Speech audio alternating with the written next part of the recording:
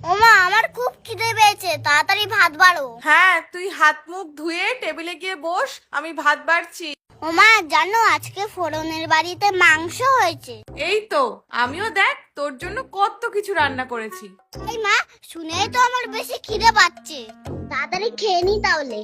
এই মা, এগুলো আবার কি? ওমা, এইটা কি গো? এটা সজনে পাতা ভাজা। ওমা, এটা কি ভাজা? এটা সজনে ফুলের বড়া। ওমা, এই ছোট বাটিতে আবার কি?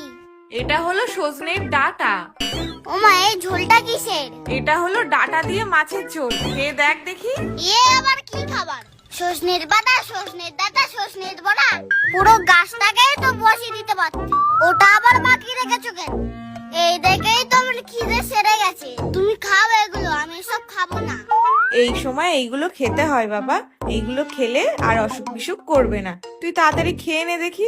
ও আমার সজনি গো, তোকে এখন আমার খেতে হবে। ফোড়নটা কিনা মাংসের হাঁচি বাচ্ছে, আর আমি ডেটা। এই দেখো, অফিস থেকে ফেরার সময় ভালো ডাটা পেলাম, তাই একটু নিয়ে এলাম। তাহলে একটু ডাটা পোস্ত করে তো ভালো করে। ও বাবা, বাবা তুমি কি ডেটা ছাড়া আর কিছু আনতে পারো না?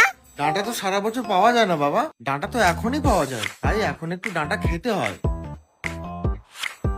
ও বাবানের মা, বাবানের মা, এই দেখো কি এনেছি তোমাদের জন্য। কই, কি এনেছো দেখি?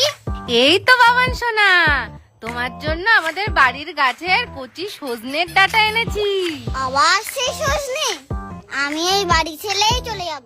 কেন বাবান, কি হয়েছে? তুমি আর কিছু আনতে পারোনি? সজনে সজনে সজনে, তোমাদের ডাটা তুমি বাড়ি নিয়ে যাও, আমাদের লাগবে না।